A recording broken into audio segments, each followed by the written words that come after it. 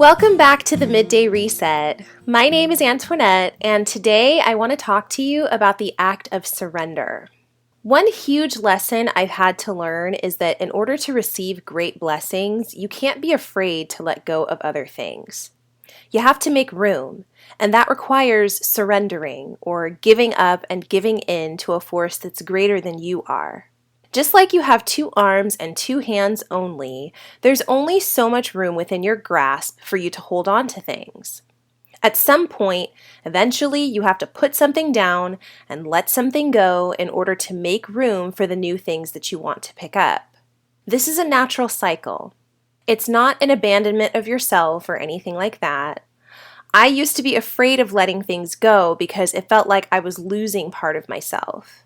But here's the thing about self.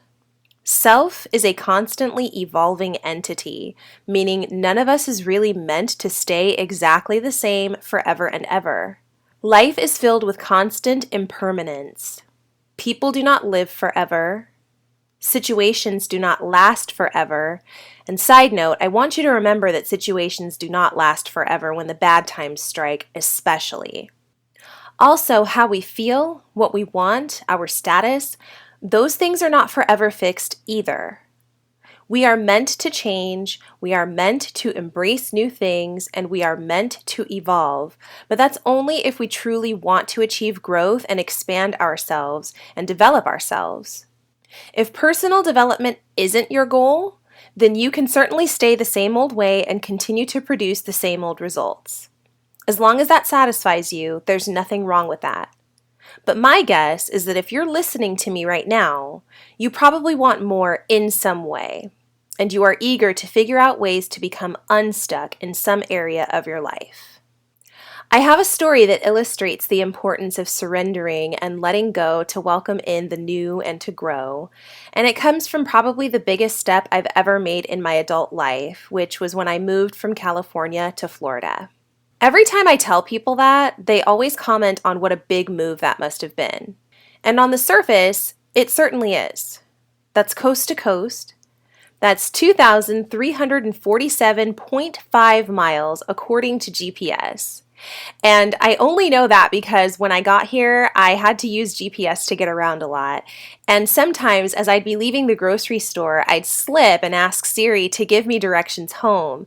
But my home was still programmed to my California address, and she'd give me a long list of turn-by-turn instructions for how to drive back to the house that I had sold in Southern California. Those moments were bittersweet, but I digress. The move was huge for more than just the distance that was covered. It was huge in that I had to leave behind everything that I knew and come to a place I knew very little about, but I was determined to see this through somehow. And I did. And I can't take sole credit because I did it with my husband. We had each other to hold on to in this move, and little did we know that that was the best thing for our marriage at the time. At the time, we weren't getting along. We came to Florida together, but we certainly were not united in the sense of working together. He didn't like me, and he had his reasons. I didn't like him, and I had my reasons. But we were forced to get over that for the sake of looking out for each other as we started over from scratch in this new place with all this god-awful humidity and crazy huge bugs that we'd never seen, and loud thunderstorms and tornado warnings and hurricane advisories, and the political landscape of a southern battleground state. These were all new and scary things to us. And we had to navigate the new and scary because that's what our lives were in those first few years. Adjusting, learning, finding a place to fit and settle in. And we found it much easier to do that together. Us against the world, maybe. But we only had each other. And to our credit, neither of us were cowards. Turning around and running back to what was familiar wasn't an option in either of our minds. We were committed to sticking it out, no matter how long it took to finally get a grasp on things. And from that, from letting go of the old life we had, what was so familiar for so many years to me being in California because I was a native, having grown up in San Diego, I lived there for 25 years. From letting all of that stuff go, I noticed that I was able to welcome in some really awesome other things. I grew in ways that I think I might have still grown if I had stayed in San Diego, but I would have taken much longer to do so because nothing there was really prompting me to change. I was in my comfort zone. I was living in the same place that I had been for 25 years. I was living around the same people. I knew the freeways and the traffic patterns like the back of my hand. And I celebrate those things because I'm proud to be a San Diegan.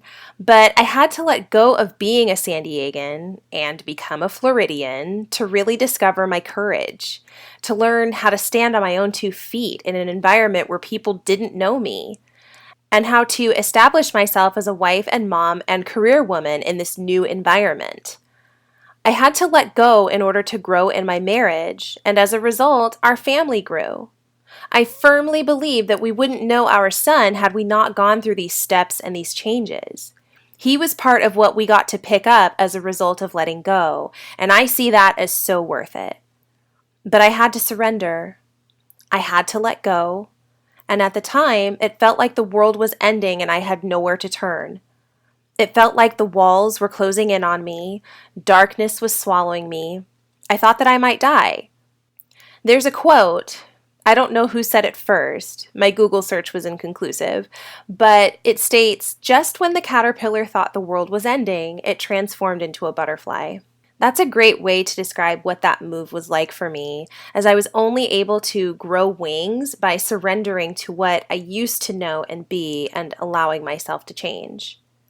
So, my tip for anyone out there who feels like they need to move into a new chapter but are not quite sure how is to make sure that you are letting go of what you need to in order to make room for what can feed you.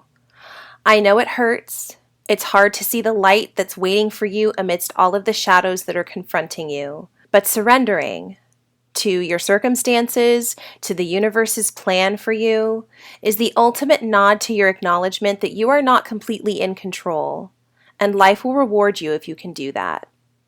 Do you have your own stories of surrender? I'd love to hear them, and I actually have a new email address that you can reach me at. You can now write to me at info@middayreset.com. This replaces the former Gmail address that I used to have. You can also follow me on Instagram at The Midday Reset and like us on Facebook at The Midday Reset as well. Take care, my friends, and I will see you next time.